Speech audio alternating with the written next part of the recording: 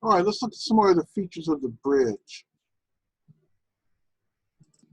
So for instance, using the Adobe Bridge, think of it as a centralized location to allow you access to all your resources and files, which allows for a dynamic presentation, also as a media player, so I can play media inside of the bridge.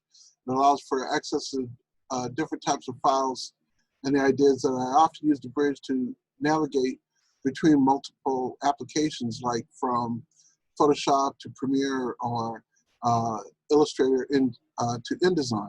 Okay, it will read dozens of different file formats: JPEG, RAW, PSD, PDF, SWF, AI, EPS, etc. We already looked at the fact that the interface is divided into panels, and I can drag and divide those panels to reapportion the page elements, and I can increase and decrease the navigational folders and hierarchy inside of the bridge. Okay, let's look at some of the ways that you can view your files using the Adobe Bridge.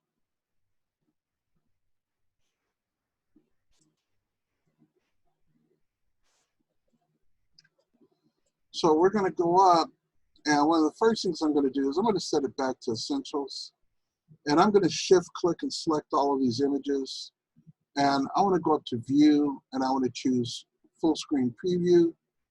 It's going to be a full screen preview of my images, and I can use the left and right arrow keys to arrow key through all of my images. I'm going to hit Escape. I'm going to shift click and select all the images again. I'm going to go up to View, and I can choose Slideshow or Control L. This will create a slideshow, and the images are going to go through the slideshow incrementally. I'm going to Escape.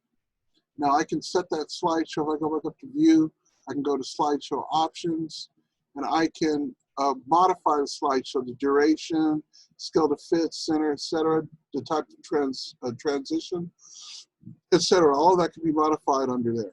How else can I view my images? So I'm going to select all my images, go up to View, and I can show my images in review mode. So review mode puts them into this kind of a revolving slider, and I can tap my left and right arrow keys to toggle through my images, and then I can select an image and open it with the loop, and I can move them on into collections and stuff from here as well, and hit the Escape key.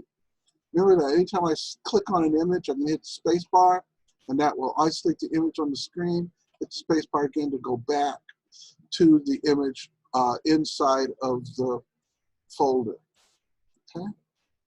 So that's some different ideas about how I can view my images and inside of the bridge.